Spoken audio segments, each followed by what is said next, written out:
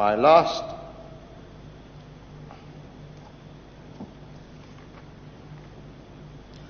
comment this evening is that you are not going to hear the last of the rumors. You're going to hear much more. And always ask yourself, what's this aimed at? To shake your confidence. Who benefits if Singapore is shaken? Not Singaporeans. And what proximity to truth? And Singapore must grow up in sophistication, in the ability to take things in their stride. Never get carried away with too much success. Never be downcast when you haven't made the targets you aimed for because intervening circumstances have changed the situation. But there's one fundamental quality we have which nothing can change, and that's the verve, the vitality, the drive in a people. Call it what you will. The DNA, double helix, whatever you like to call it, is in us. And that is the most precious asset that we've got.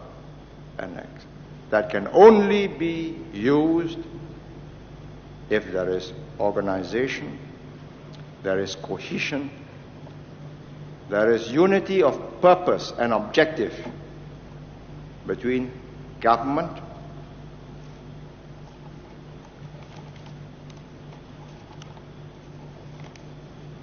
people, between unions and employers.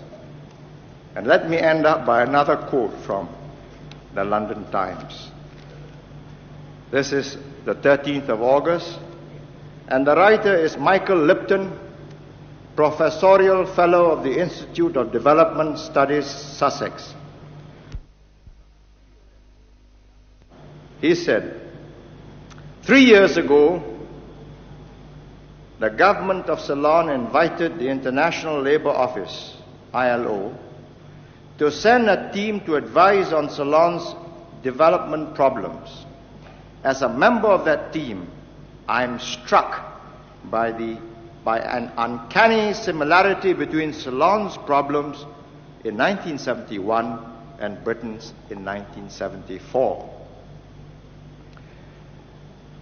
In both cases, political parties had competed to offer welfare guarantees of consumer welfare without creating sufficient productive capacity to meet them.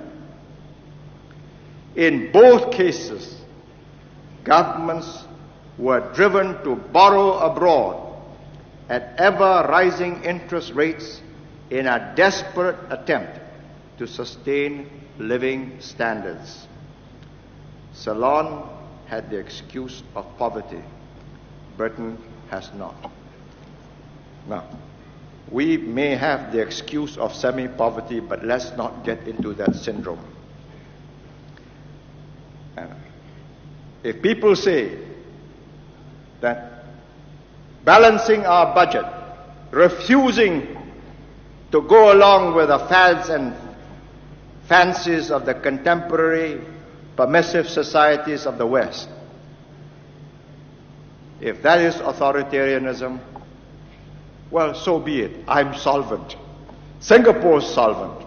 And I hope to meet you next year, perhaps plus maybe, if what the OECD says is true, that the 7 major countries will grow by 3.75%, then we'll grow by 9, 10, 11%. Thank you.